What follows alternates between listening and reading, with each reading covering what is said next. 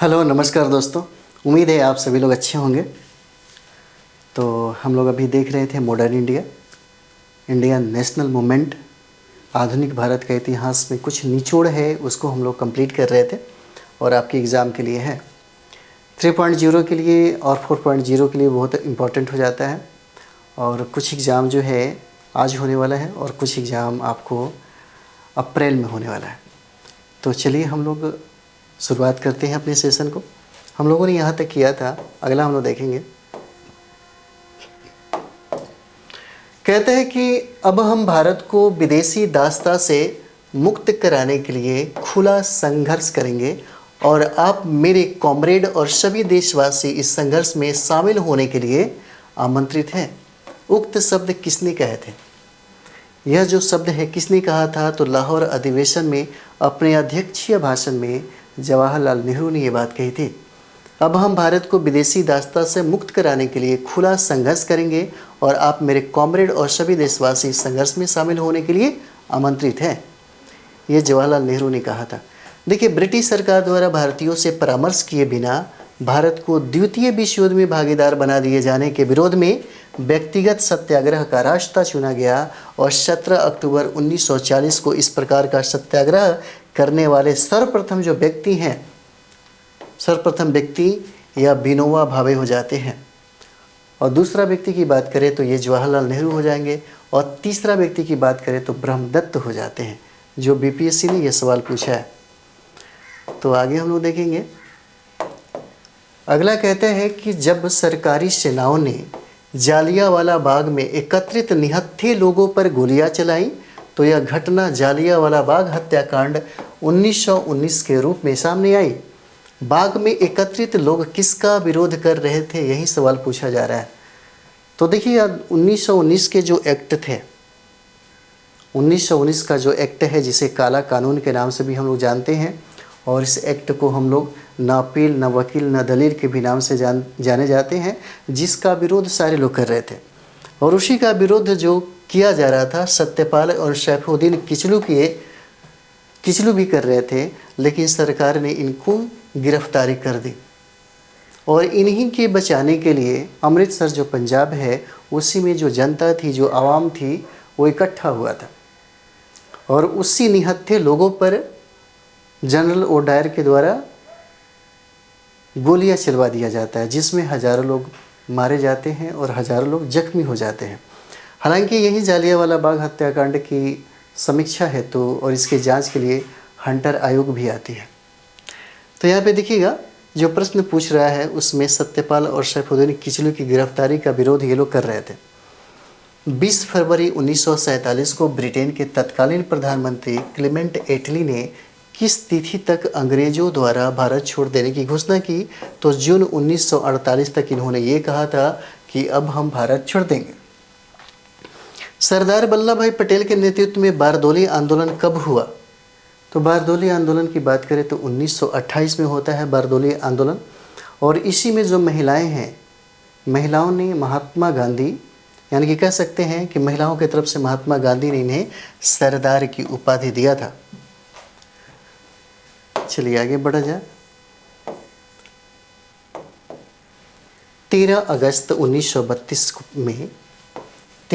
1932 में McDonald award की घोषणा के बाद यरवदा जेल में गांधी जी ने क्यों मृत्यु तक आमरण अनशन प्रारंभ कर दिया? तो इसने दलितों को पृथक प्रतिनिधित्व प्रदान किया था, है ना। इसने दलितों को पृथक प्रतिनिधित्व प्रदान किया। और यहाँ 1923 में CR दास तथा मोतीलाल नेहरू ने कांग्रेस खिलाफत स्वराज पार्टी का गठन किया। उनका उद्देश्य था व्यवस्थापिका के कार्यों में गतिरोध पैदा करना और सरकार का ध्यान भारतीय मांगों की ओर आकृष्ट करना। ये इम्पोर्टेंट हो जाता है। आगे हम लोग देखेंगे। यहाँ चंपारण में प्रचलित तिनकठिया पद्धति किसानों के लिए शोषणकारी पद्धति थी। इस पद्धति में व्यवस्था थी कि किसान अपनी भूमि के कम से कम 3/20 भाग में अनिवार्य रूप से नील की खेती करे। यहाँ खेड़ा सत्याग्रह की बात करें तो खेड़ा सत्याग्रह क्या हुआ? समाप्त हुआ जब गांधी जी को ज्ञात हुआ कि सरकार ने यह आदेश जारी किया है कि लगान की वसूली केवल उन्हीं किसानों से की जाए जो इसे वहन करने में सक्षम है। बीके दत्त एवं भगत सिंह ने केंद्रीय लेजिस्लेटिव असेंबली में बम फेंका। इसके पीछे उनका क्या उद्देश्य है? तो यहाँ पे देखिए, पब्लिक सेफ्टी बिल एवं ट्रेड डिस्प्यूट बिल के प्रति विरोध व्यक्त इन्होंने करना शुरू किया, इसलिए इन्होंने ये बम फेंका ताकि लोगों का जो ध्यान है मेरे तरफ आकर्षित हो सके। बाकी कुछ भी ऐसा नहीं था। 1929 में 14 सूत्रीय मांगे किसके द्वारा प्रस्तुत किया गया? तो ये मोहम्मद अली जिन्ना हो जाते हैं। 1929 में पूछा जा सकता है, क्योंकि आप देखेंगे 1928 में नेहरू रिपोर्ट तैयार किया गया मोतीलाल नेहरू के द्वारा, लेकिन इस नेहरू रिपोर्ट को अधिकतर लोगों ने बर्खास्त कर दिया। तब जाकर के 1929 में जिन्ना भी 14 सूत्री जो मांग है वो रखते हैं 1929 में। यहाँ पे 1942 में देखेंगे कि ब्रिटिश सरकार ने क्रिप्स मिशन भारत क्यों भेजा? तो देखिए, द्वितीय विश्व युद्ध में भारतीयों का समर्थन प्राप्त करने के लिए 1942 में ब्रिटिश सरकार ने क्रिप्स मिशन भारत में भेजा, लेकिन यह असफल हो गया। और अप्रैल 1946 में दिल्ली में हुए मुस्लिम लीग की अधिवेशन में घोषणा की गई कि लीग पाकिस्तान की मांग मनवाने के लिए प्रत्यक्ष कार्यवाही दिवस मनाएगी। यह दिवस किस तिथि को मनाया गया? तो 16 अगस्त 1946 को। 16 अगस्त 1946 को क्या मनाया गया? ये देखिए, प्रत्यक्ष कार्यवाही दिवस। चलिए आगे बढ़ा जाए हम लोग।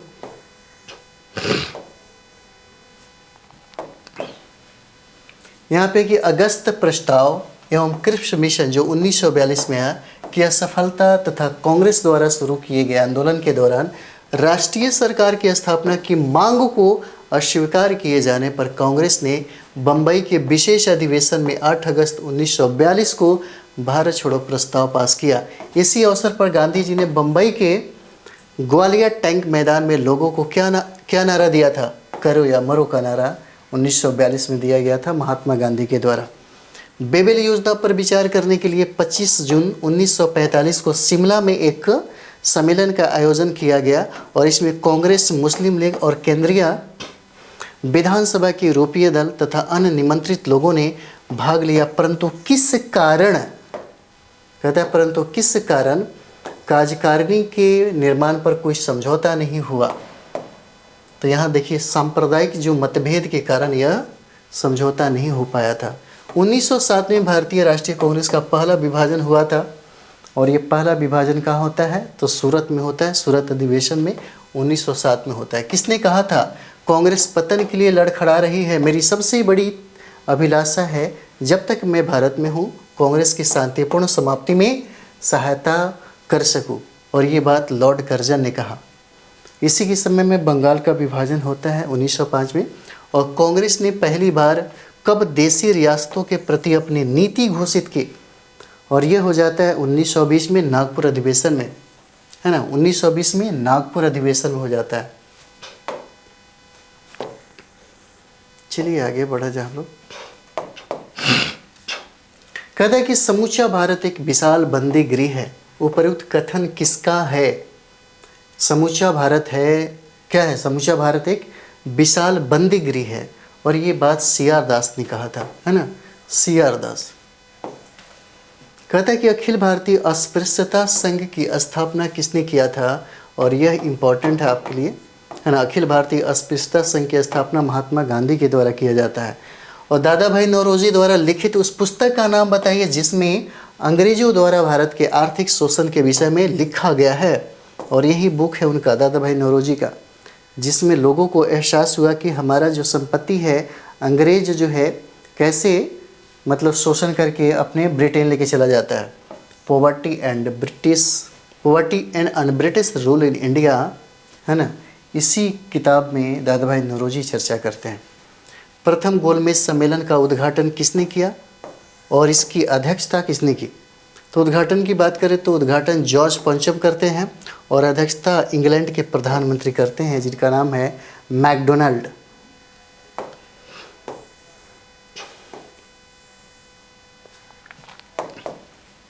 आगे हम लोग देखेंगे साइमन कमीशन कब आया और क्यों भारत आया। तो 1928 में आया। 1919 के अधिनियम के क्रियान्वयन की समीक्षा करने हेतु यह भारत आया था, है ना। आया कब? तो 1928 में आया। और आपको पता होगा कि साइमन कमीशन के विरोध में ही लाला लाजपत राय की मृत्यु हो जाती है ना। और ब्रिटिश साम्राज्य का भारतीय अर्थव्यवस्था पर जो सबसे घातक प्रभाव पड़ा वह था भारतीय पूंजी और अन्य वस्तुओं का भारत से बाहर इंग्लैंड में जाना और उसके बदले में भारत को कुछ भी प्राप्त न होना। इसे किस रूप में जाना जाता है? तो ये देखिए, ड्रेन ऑफ वेल्थ हो जाएगा, है ना, ड्रेन ऑफ वेल्थ हो जाएगा। चलिए आगे हम लोग देखेंगे। अगला सवाल है हमारा। अगला कहता है कि 1915 में काबुल में अंतरिम अस्थायी भारत सरकार की स्थापना किसने की थी? तो उत्तर हो जाएगा राजा महेंद्र प्रताप ने, है ना, राजा महेंद्र प्रताप हो जाता है। अगला देखिए, भारतीय राष्ट्रीय कांग्रेस की स्थापना एओ ह्यूम की अहम भूमिका थी और कांग्रेस में उनका आधिकारिक पक्ष क्या था? तो ये महासचिव थे, बहुत समय तक ये रह गए। द्विराष्ट्र सिद्धांत जो है 1930 में सर मोहम्मद इकबाल ने दिया था, किसका?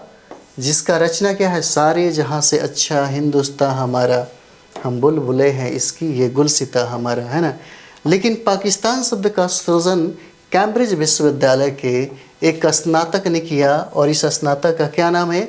तो रहमत अली नाम हो जाता है ना। द्विराष्ट्र का जो सिद्धांत है 1930 में सर मोहम्मद इकबाल ने दिया था और इन्होंने कहा सारे जहां से अच्छा हिंदुस्तान हमारा, लेकिन ये चले गए पाकिस्तान, है ना। और पाकिस्तान शब्द का सृजन करने वाला व्यक्ति कौन है? तो रहमत अली नाम हो जाता है। 5 फरवरी 1922 को उत्तर प्रदेश के गोरखपुर जिले में चौरी चौरा नामक स्थान पर उत्तेजित आंदोलनकारियों की एक भीड़ ने 21 सिपाहियों एवं एक थानेदार को थाने में बंद कर दिया और आग लगा दी। हिंसा की इस घटना से क्षुब्ध होकर गांधी जी ने तुरंत किस आंदोलन को स्थगित कर दिया? यह 12 फरवरी 1922 को किया था और यह था असहयोग आंदोलन। इसी असहयोग आंदोलन को स्थगित कर दिया। कांग्रेस के संस्थापक जिनका नाम है एओ ह्यूम 1857 की क्रांति के समय किस नगर के जिला मजिस्ट्रेट थे? तो क्या होगा? इटावा हो जाता है ना, इटावा। महात्मा गांधी जब द्वितीय गोलमेज सम्मेलन में भाग लेने लंदन गए थे तो कहाँ ठहरे थे? तो ये हो जाता है किंग्सले हॉल में ठहरे थे। सत्य व अहिंसा ही मेरा ईश्वर है। सत्य व अहिंसा ही मेरा ईश्वर है किसने कहा अथवा लिखा है? तो ये महात्मा गांधी हो जाता है। सत्य व अहिंसा ही मेरा ईश्वर है, ये बात किसने कहा? तो महात्मा गांधी हो जाते हैं, है ना। चलिए आगे हम लोग बढ़ते हैं।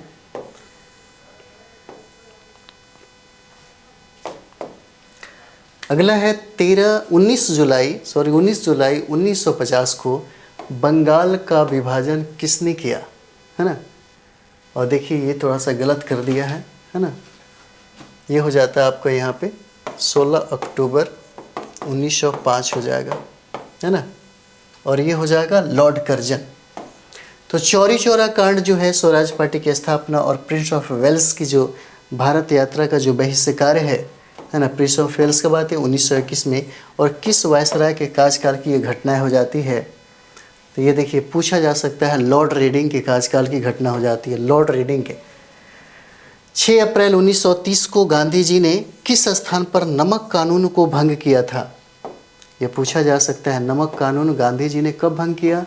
तो 6 अप्रैल 1930 को हो जाता है। कहाँ पे?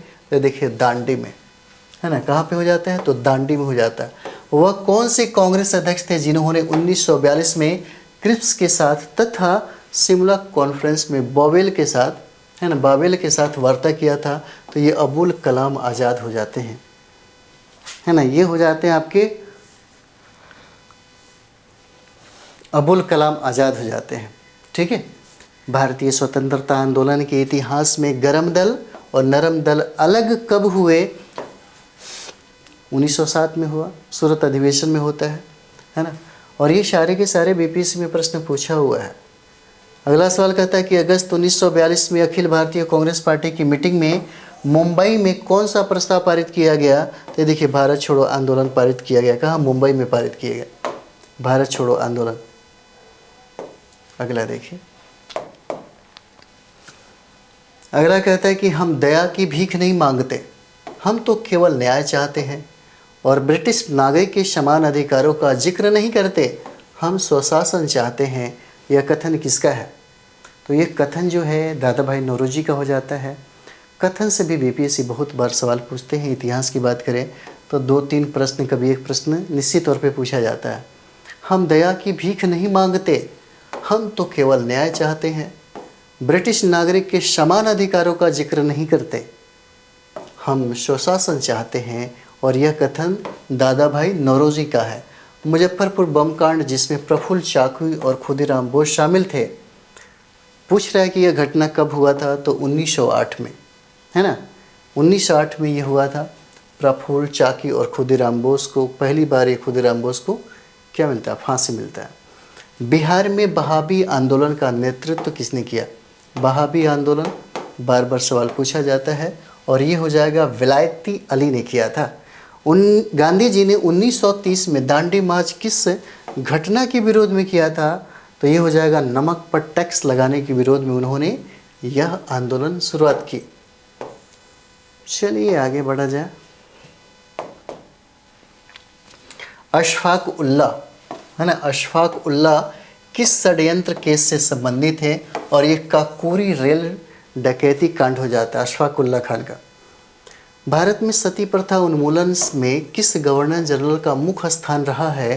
तो ये लॉर्ड विलियम बेंटिंग जो है, इनका प्रमुख स्थान रहा है ना।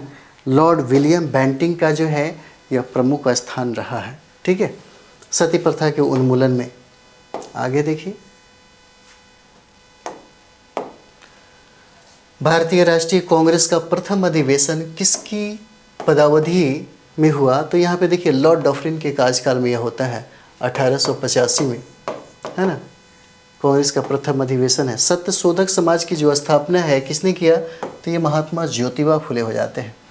महात्मा ज्योतिबा फुले ने सत्यशोधक समाज की स्थापना की। और गुलामगिरी जो पुस्तक है इन्हीं का लिखा हुआ है, जो बीपीएससी बहुत बार सवाल पूछता है। 1922 में गांधी जी ने कौन सा आंदोलन वापस ले लिया? तो आपको पता होगा 1982 में असहयोग आंदोलन हो रहा था। और भारतीय राष्ट्रीय कांग्रेस के प्रथम जो मुस्लिम अध्यक्ष हैं वो हो जाते हैं बदरुद्दीन तैयब जी हो जाएंगे। बदरुद्दीन तैयब जी हो जाएंगे। महात्मा गांधी को सर्वप्रथम राष्ट्रपिता कहकर किसने संबोधित किया था? तो ये देखिए सुभाष चंद्र बोस हो जाते हैं जो महात्मा गांधी को राष्ट्रपिता कहें, है ना, सुभाष चंद्र बोस हो जाते हैं। चलिए आगे हम लोग देखेंगे। खिलाफत आंदोलन के प्रमुख नेता अब्दुल बारी संबंधित है किससे? तो देवबंद स्कूल से हो जाते हैं संबंधित। भारत का विभाजन किस प्लान के द्वारा हुआ? तो ये माउंटबेटन प्लान हो जाएगा। भगत सिंह उनके साथियों को किस आरोप में फांसी की सज़ा दी गई? तो सॉन्डर्स हत्याकांड में उनको फांसी की सज़ा दिया जाता है। राष्ट्रीय ध्वज फहराने वाला पहला भारतीय कौन था? तो ये हो जाते हैं मैडम भिकाजी कामा, है ना। कौन हो जाते हैं? मैडम भिकाजी कामा। मैडम भिकाजी कामा ने सन 1907 ईस्वी में जर्मनी में स्टुटगार्ट नामक जगह पर पहली बार राष्ट्रीय ध्वज फहराया था, है ना, पहली बार ध्वज फहराया था। चलिए आगे देखा जाए। भारत में कौन से आंदोलन में महात्मा गांधी ने पहली बार भूख हड़ताल का प्रयोग जो है शस्त्र की तरह किया था? यह पूछा जाता है। यह 1918 में किया था इन्होंने, अहमदाबाद मिल हड़ताल में 1918 में। जालियांवाला बाग हत्याकांड के दोषी जनरल डायर की हत्या किस स्वतंत्रता सेनानी ने कर दी? तो यहाँ देखिए उधम सिंह ने किया था। यहाँ पे देखिए नौसेना विद्रोह जो 1946 में हुआ, इसके प्रमुख नेता कौन हो जाते हैं? तो MS खान हो जाएंगे, है ना, जो आपके लिए बहुत VVI है। तो चलिए हम लोग यहीं पे इसको ख़त्म करते हैं, क्योंकि एक अभी बहुत छोटा छोटा वीडियो में कंप्लीट हम लोग करेंगे ताकि आपके लिए भी बहुत आसान हो जाएगा। तो चलिए हम लोग मिलते हैं अगले वीडियो में। आप इस सेशन को ज़रूर लाइक करें, सब्सक्राइब करें कम से कम, है ना, और अपने दोस्तों के बीच में, अपने साथी संगियों के बीच में ज़रूर एक बार इसे फैलाएं। तो चलिए मिलते हैं हम लोग नेक्स्ट वीडियो में। थैंक यू वेरी मच आप सभी लोगों को।